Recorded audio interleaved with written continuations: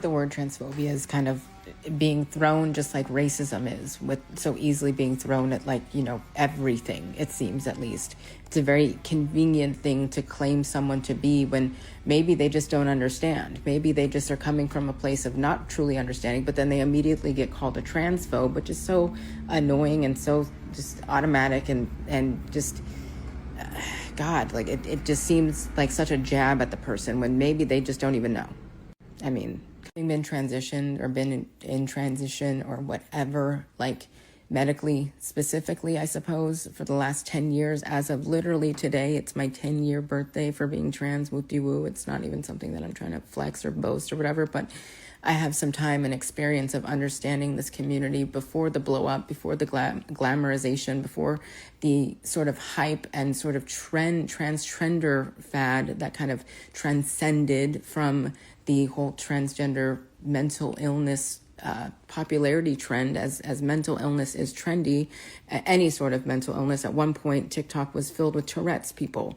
There was a lot of people getting called out for not having Tourette's, but they were doing that because they were jumping on a bandwagon of popularity of mental illness or having an issue to make them more relatable, more popular, more different, more unique, whatever, to stand out, because they, in their natural, authentic self that they don't even know of themselves yet, they literally need to find some like mask to wear to try on to see if it fits, but that's a false mask to wear if you're going to fake a mental illness, if you will.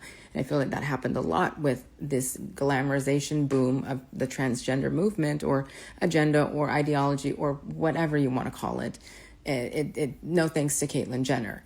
And that was one of the definite catalysts for sure. Gender affirming care for children after 2020 definitely pushed for the gender affirming sort of movement onto specifically a lot of women or girls or females in the generation Gen Z or whatever. And I have documentation and charts to prove this.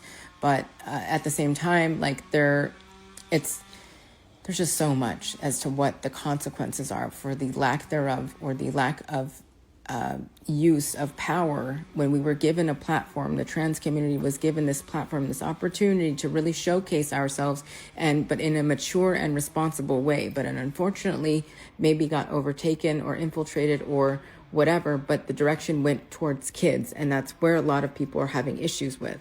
That's where a lot of parents are having issues with, because it does not promote any procreation sort of ordeals, which we are going to see a birth rate drop as we've already seen globally. And it's just a lot, dude. It's a lot.